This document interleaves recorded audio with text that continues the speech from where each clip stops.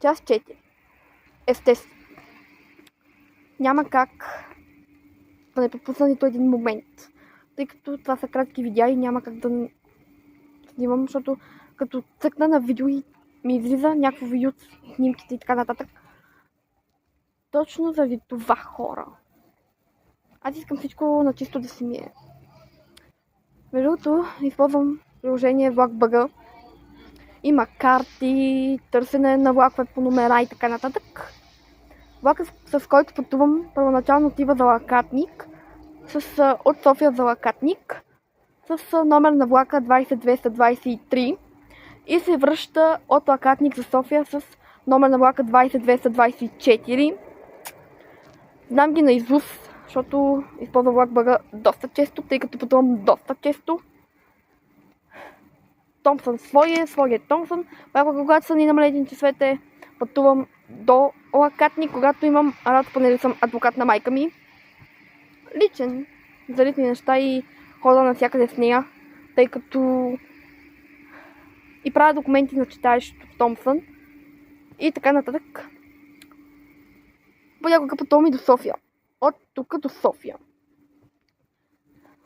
Тя естествено се качва от Томпсън, но в повечето случаи пътувам сама.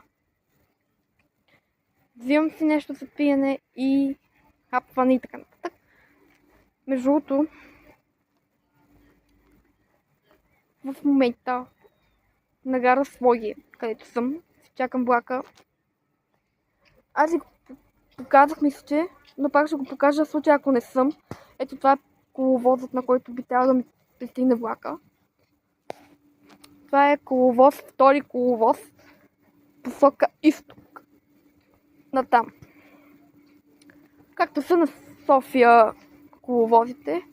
Например, пътнически влак за еди къде си пристига на от еди къде си за еди къде си и така нататък пристига на 13 коловоз запад или 13 коловоз изток. По това говоря и аз. Познавам доста машинисти. Мисля, че в миналото видео го казах, не знам. Тъй като всичко тук е тотално, и аз вече тотално ми трябва ремонт на псата.